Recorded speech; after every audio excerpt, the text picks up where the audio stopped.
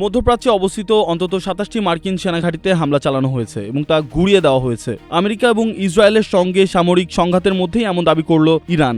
দেশটিতে ইসরায়েল ও যুক্তরাষ্ট্রের যৌথ হামলা শুরুর প্রতিক্রিয়ায় বাহরাইনে মার্কিন সেনাঘাঁটিতে হামলা চালানো হয়েছে। সেখানে জুফের এলাকায় থাকা মার্কিন সেনাঘাঁটি লক্ষ্য করে ক্ষেপণাস্ত্র হামলা চালানো হয় বলে দাবি ইরানের।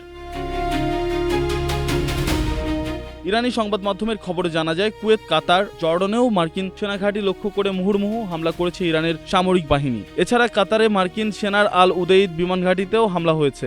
কুয়েতে আল সালিমের সেনাঘাঁটি এবং জর্ডানে মুওয়াফফক আল সালাতি সেনাঘাঁটি লক্ষ্য করে হামলা চালানো হয়। এছাড়া আবুধাবিতেও আল ধাফরা সেনাঘাঁটিতে হামলা চালানো হয়েছে। ইরানের সূত্র থেকে পাওয়া খবরে দেখা যায়, সব মিলে মোট ২৭টি মার্কিন সেনাঘাঁটিকে লক্ষ্যবস্তু করা হয়েছে।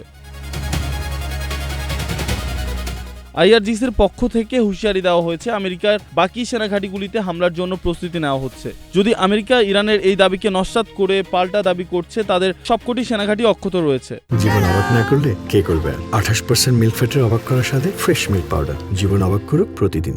আইআরজিসি জানিয়েছে, তাদের লক্ষ্যবস্তুর তালিকায় মার্কিন ঘাঁটিগুলো ছাড়া ইসরায়েলের তেলনোফ বিমান ঘাঁটি, তেল আবিবে অবস্থিত ইসরায়েলি সেনাবাহিনীর প্রধান সদর দপ্তর হাকিরিয়া এবং একই শহরে একটি বিশাল প্রতিরক্ষা শিল্প কমপ্লেক্স অন্তর্ভুক্ত ছিল।